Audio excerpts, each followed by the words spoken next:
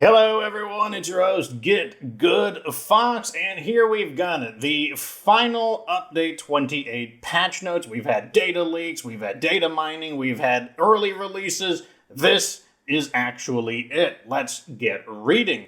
Happy December, Update 28, the Merry and Bright update. It's been an incredible year for State of Decay 2. We created huge changes to the Blood Plague system, resulting in new tactics for dealing with the Plague territory. We upgraded outposts and designated special landmark outposts. We incorporated sidearm switching and, of course, returned to Trumbull Valley with the launch of our newest, most lore-packed map. All of these content updates were suggestions on the wish list. Thank you for making your voices heard, and a big thank you to our players on the public test realm and to everyone who filled out the in-game survey. Your feedback helps us make this game the best it can be.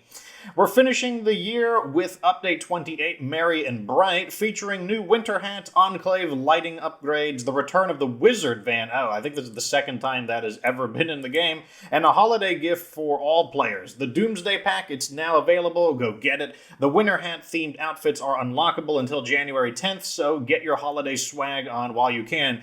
To get those, all you gotta do, at least for the outfits, I don't know about the Wizard van, but for the outfits you just have to log in and you should automatically unlock them. Check out the full patch notes on Steam or the support site. That's going to be on the second tab. We'll see it in a moment. Catch us today, Monday, December 6th, for one of two last developer streams of the year. The final stream of 2021 will be next Monday, December 13th. Come stop in and say hi between 3 and 4 p.m. Pacific time on YouTube and Twitch. We'll be closed to take some time off for the last 2 weeks of December. We wish you a safe holiday season that is merry and bright, and see you in 2022. Okay, so now for the actual in-depth patch notes. Look at this, there's only 20 minutes ago posted. Update 28, Merry and Bright. We're making the world merry this holiday season with new update designed to brighten up your nights. Enclaves across the map are stringing up lights, turning themselves into beacons of warmth and cheer, while zombies are visibly shrinking into the darkness. We've added 5 new holiday hats that pair excellently with our existing holiday sweaters. Providence Ridge has received a visual overhaul with new terrain, foliage, background vistas, and lighting for both day and night. Enclave bases and outposts now light up at night, so the people of our world no longer have to live in darkness. You can now reliably earn the Shots in the Dark achievement from Heartland, thanks to a small scavenger hunt. Zombie density is now displayed on the map screen, so you can watch zombie population recede as you destroy them, and that's only the beginning. Let's unwrap Update 28 and see what's inside. Limited time pom-pom hats. Log in before January 10th and you'll unlock new holiday hats for your closet. Each hat is designed to match one of our 5 holiday sweaters from yesteryear, which are also available during the same time window. We've got the Candy Stripe Pom-Pom, matches the Candy Cane sweater. The Decay Pom-Pom, which matches the Decay the Hall sweater. Light Pom-Pom, which matches the Reindeer Light sweater. Nightmare Pom-Pom, which matches the Holiday Nightmare sweater. Snowflake Pom-Pom, which matches the Blue Snowflake sweater. We're also bringing back our classic holiday wizard van for a less specific amount of time. Maybe we'll forget about it and leave it up for most of the year again. Redecorating Providence Ridge. We've given Providence Ridge a graphical overhaul, bringing it up to the new visual standards set by Trumbull Valley in the Homecoming update.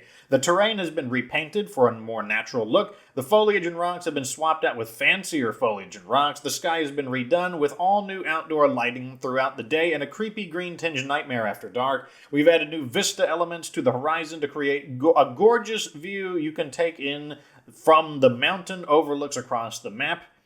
Enclaves now feature lighting and not looting. Enclaves no longer sit around in the dark all night waiting for you to bring them the precious glow of your flashlight. They now string up lights of their own, creating little warm beacons of hope in the darkness. Your own outposts also light up at night to give the impression that humans live and work in these places and that civilization has not entirely been dimmed by the apocalypse. Incidentally, you can no longer loot the containers at Enclave's base while the people are standing right there. You'll have your turn if they leave town. Darn. I love taking their stuff and selling it right back to them.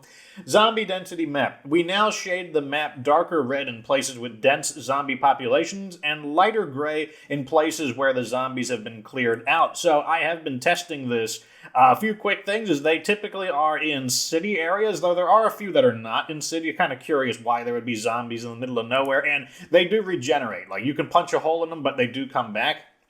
As you defeat zombies and clear infestations, you can actually see the impact your actions have on the map and then watch the zombies slowly trickle back in after you leave. We now also save the effects of your actions on zombie density, so when you come back to the game after a break, the swath you cut through the map is still waiting there for you to admire. Shots no longer in the dark. One of our least earned achievements is aptly named Shots in the Dark, the one that requires you to collect all 6 Echo Lab weapons in a single run through Heartland. The reason this achievement is so rare is because the loot system actually makes it very unlikely that all 6 weapons even appear in a given run. That wasn't how we meant it to work, but it's what we shipped. Now, armed with the new Discoveries feature from the Homecoming update, we were able to go back and create a little scavenger hunt across the map, which guarantees that all 6 weapons now appear every single time. We look forward to more than 0.31% of you finally being able to get that achievement. Doomsday Pack. Players who bought the Ultimate Edition in State of Decay 2, including yours truly, were entitled to the Doomsday Pack, a set of radio commands that would call in unique collection of rewards including vehicles, weapons, and supplies. If you're wondering how I get weapons like the AA-12 and the XG-36 or whatever it's called, that silenced assault rifle, that's where it came from, the Doomsday Pack. Some players had a lot of trouble accessing those rewards, and multiple attempts will fix the issue have had spotty results. So rather than let those players continue to struggle, we've released the Doomsday Pack reward to everybody. That way, the same way we did the Independence Pack in Daybreak when Juggernaut Edition was released. Enjoy Doomsday, everyone. The quality of life improvements. We've also continued our quest to make State of Decay 2 more fun in all sorts of ways. With every single update, check out the tweaks and improvements below. The sidewalks in Heartland have been nerfed. You should now be able to walk all over them. That's referring to the idea that, like, when you drive up with a vehicle and stuff, sometimes your vehicle would, like, fly out of control as it hops up the curb.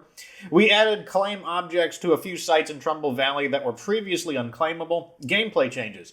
Human AI now only shoots at targets it can actually see, avoiding some fruitless shooting into walls and obstacles.